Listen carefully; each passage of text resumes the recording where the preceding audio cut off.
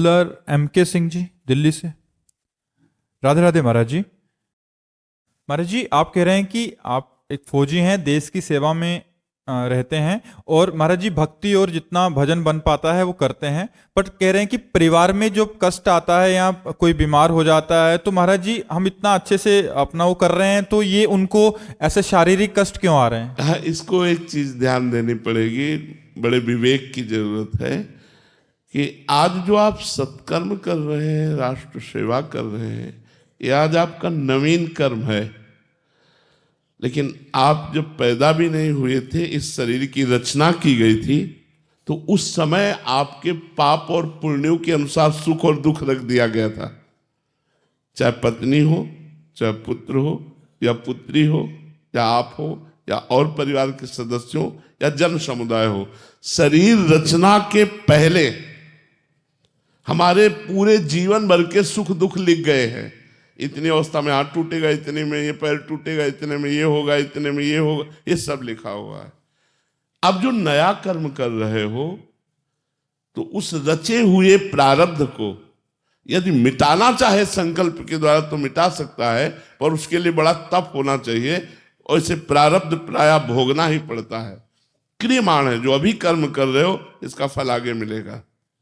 जो पीछे हमारे द्वारा कर्म, जैसे भीष्म जी महाराज बाल ब्रह्मचारी हस्तिनापुर चक्रवर्ती सम्राट के सिंहासन की रक्षा में अपने प्राणों को समर्पित करने वाले परम पवित्र भगवान श्री कृष्ण के भक्त, महाभागवतों में जिनकी गणना है 6 महीना बाणों की सैया पर, तो उन्होंने भगवान से प्रश्न किया था, प्रभु इस जन्म में तो हमने कोई पाप किया नहीं। ऐसा बड़े परम पवित्र भीष्म जी, परम उनका स्मरण करना ही पवित्रता का स्वरूप है। प्रभु ऐसा क्या कि 6 महीना बाणों की सैया में, प्रभु मैं कई जन्मों तक देख रहा हूं, स्मृति मेरी है, मैंने ऐसा कोई पाप नहीं किया, ये क्यों?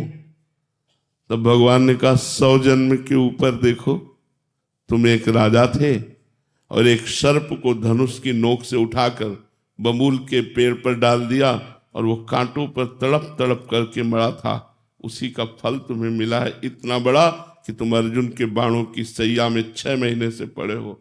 अब तुम्हारे शरीर शांत होने का समय आ रहा है, तो अवश्य में भोक्तव्यम कृतम कर्म शुभाशुभम। जैसे आज हम भगवान के भजन में हैं, लेकिन कल हमसे कोई पाप हुआ तो आज हमारी दोनों किडनी फेल हो गई, डायलिसिस होता है, बड़ा कष्ट में जीवन रहता है किडनी फेलियर का। तो अब हम बचपन से बाबा जी हैं भगवान के मार्ग में,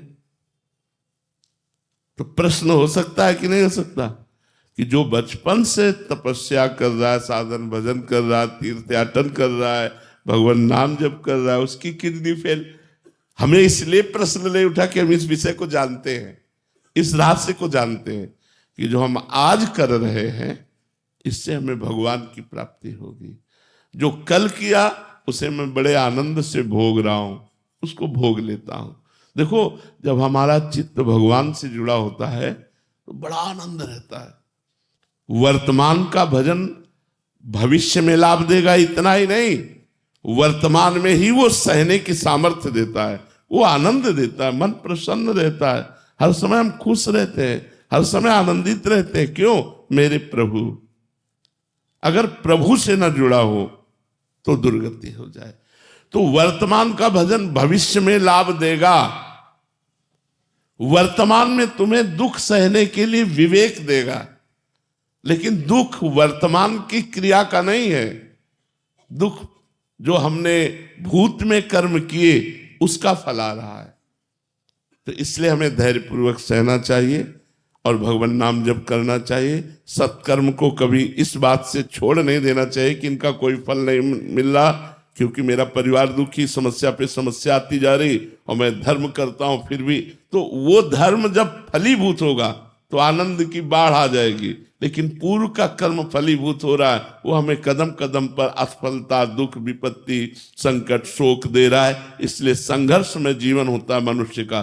सहो और आगे बढ़ो, और धर्म से कभी विचलित मत हो। राधिका